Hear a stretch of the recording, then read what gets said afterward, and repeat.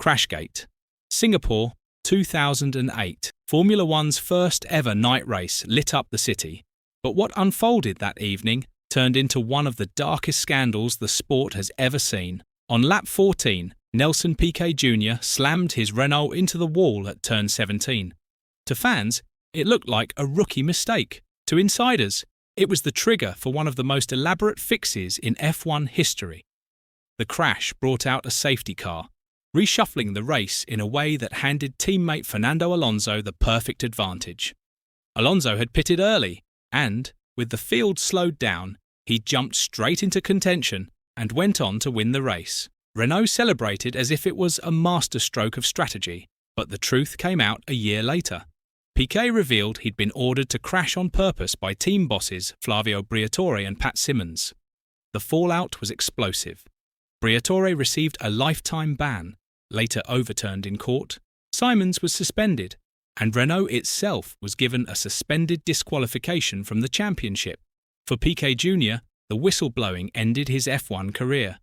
For Alonso, the win was forever tainted, even though he denied knowledge of the plan. And for F1, Crashgate became a permanent stain. Spygate. 2007 looked like a dream season for McLaren. They had reigning two-time champion Fernando Alonso, rookie sensation Lewis Hamilton, and a car that was quick enough to fight for the title. But behind the scenes, something far bigger was brewing. A full-blown espionage scandal that shook F1 to its core. It started when Ferrari mechanic Nigel Stepney leaked confidential data, 780 pages worth, to McLaren's chief designer Mike Coughlin. We're talking engine blueprints, car setup notes, even tyre data. It was Ferrari's entire playbook, and it ended up in the hands of their biggest rival. When the FIA discovered it, the reaction was nuclear. McLaren was stripped of all their constructors' points, fined a record $100 million, and their reputation was shredded overnight. Drivers Alonso and Hamilton were allowed to keep racing for the Drivers' Championship, but the team itself became the villain of the paddock. The scandal split the garage in two. Alonso, already feuding with Hamilton, threatened to expose emails to the FIA unless he was given clear number one status. That power struggle only added fuel to the fire. By the time the season ended, McLaren had lost the championship, lost its credibility, and lost trust across the sport. Ferrari's secret engine settlement. In 2019, Ferrari suddenly found horsepower no one else on the grid could match. Their straight-line speed was outrageous, and rivals started whispering that something didn't add up. By mid-season, suspicions turned into formal protests. Teams believed Ferrari was manipulating the FIA's fuel flow sensor, letting more fuel into the engine than the rules allowed. That kind of trick could give massive gains, and the timing lined up with Ferrari's sudden surge. At the US Grand Prix in Austin, the FIA issued a technical directive tightening the fuel rules. Almost immediately, Ferrari's top speed advantage disappeared. Mercedes and Red Bull openly accused them of cheating, and the spotlight grew hotter with every lap. When the season ended, the FIA announced they had reached a private settlement with Ferrari. No details, no penalty, no clear explanation. Rival teams were furious, demanding transparency and threatening legal action. Fans were just as angry, calling it proof that Ferrari received special treatment because of their status as the sport's most famous team. The controversy never fully died down. Ferrari denied wrongdoing, the FIA refused to publish details, and the settlement became one of the sport's most mysterious scandals. To this day, people still debate what Ferrari actually did, and why the FIA kept it behind closed doors. BAR Honda's hidden fuel tank. During the San Marino Grand Prix in 2005, scrutineers inspected Jenson Button's car and uncovered something shocking: a hidden second fuel tank. The system allowed the car to run under the minimum weight limit during the race, then top up with fuel to pass post-race checks. On paper, the car looked legal. On track, it was a straight-up cheat. The FIA called it a systematic and concealed method of gaining advantage. When the case went to court, BAR argued that the extra tank was a safety feature, but the governing body didn't buy it. The punishment was brutal. The team was disqualified from San Marino and banned from the next two races in Spain and Monaco. The scandal destroyed BAR's reputation. Sponsors were embarrassed, rival teams were outraged, and Honda's image took a heavy hit. Jenson Button and Takuma Sato had no say in the scheme, but their points and performances vanished overnight. Renault's mass damper ban. In 2006, Renault had the car to beat, and one secret weapon helped them dominate: the mass damper system. Hidden inside the nose of the car, it was basically a weighted device that moved in the opposite direction of bumps, keeping the car stable through corners. It meant Renault could brake later, carry more speed, and stay glued to the track while rivals bounced around. The FIA had approved the system at first, and it carried Fernando Alonso to early victories. But halfway through the season, just as the title fight with Ferrari was heating up, everything changed. At the German Grand Prix, the FIA suddenly declared mass dampers illegal, calling them a movable aerodynamic device. Renault was forced to remove them on the spot. The timing couldn't have been worse. Alonso had built momentum, but without the dampers, Renault lost a clear edge. Ferrari pounced, and Michael Schumacher reeled the championship back within reach. The controversy turned into a war of words. Renault argued the system had been cleared for months, while rivals claimed it was an unfair advantage. By the end of the year, Alonso still scraped the title, but the ban left a bitter taste. For many fans, it was proof that F1's rulebook could be as decisive as anything that happened on the track. Fuel temperature scandal. BMW and Williams. The season finale at Interlagos in 2007 had everything on the line. Lewis Hamilton, a rookie in his first year, was one step away from becoming world champion. Kimi Räikkönen and Fernando Alonso were right behind him, ready to pounce. But when the checkered flag fell, Hamilton's title slipped away, and controversy exploded over what some rivals had done with their fuel. Post-race inspections showed that BMW Sauber and Williams had been running fuel below the legal temperature limits. Cooler fuel meant denser fuel, and that gave their engines more power down the straights. The evidence was strong, and if those cars had been disqualified, Hamilton would have gained the points needed to take the championship.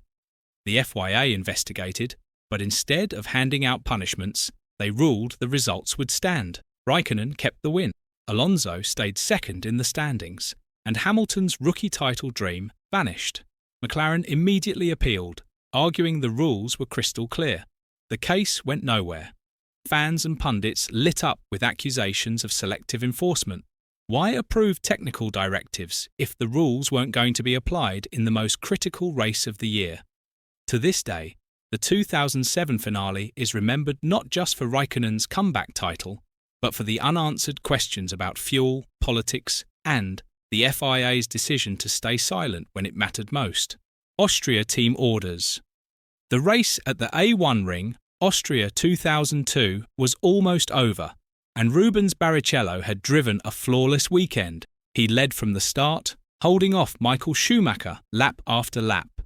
With only a few corners left, the Ferrari pit wall made the call that would haunt them for years. "Rubens, let Michael through." Barrichello resisted at first, keeping his foot down, but the order came again, louder and more desperate. Finally, just meters before the finish line, Barrichello lifted off the throttle and allowed Schumacher to pass. The crowd erupted in boos as Schumacher crossed first, arms raised in celebration that even he didn't look comfortable with. The podium ceremony turned into a circus. Schumacher awkwardly tried to hand Barrichello the winner's trophy, but the damage was already done.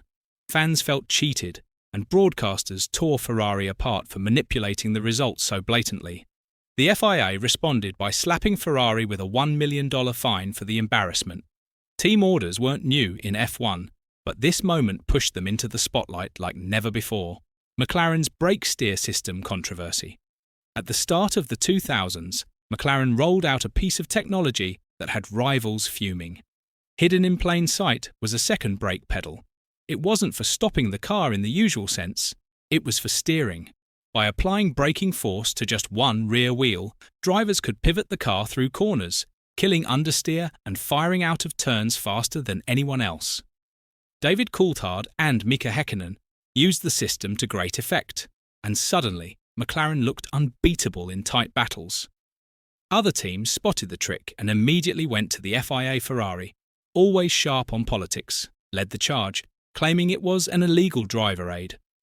The FIA investigated and, at first, couldn't find a clear rule banning it, but after repeated protests, the governing body reclassified the system as a banned four-wheel steering device. Just like that, McLaren's secret weapon was outlawed mid-season.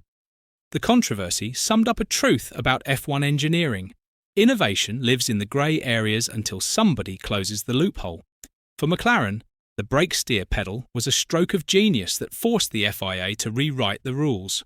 For Ferrari, it was a victory off the track, one that tightened the championship fight. Ferrari's bargeboards row. The 1999 Malaysian Grand Prix was a legal drama unfolding at 200 miles per hour. Ferrari showed up with bargeboards that rival teams claimed were outside the technical regulations. The bargeboards, those vertical pieces of bodywork guiding airflow around the car, looked small enough to spark suspicion, but Ferrari's pace left no doubt they were working. Michael Schumacher returned from injury that weekend and dominated, helping teammate Eddie Irvine secure a crucial victory in the championship fight. Ferrari celebrated like the title was theirs. Then came the bombshell. After the race, FIA inspectors ruled the bargeboards illegal. Ferrari was disqualified, both cars stripped of their results, and Irvine's title hopes seemed dead in the water. The fallout was immediate.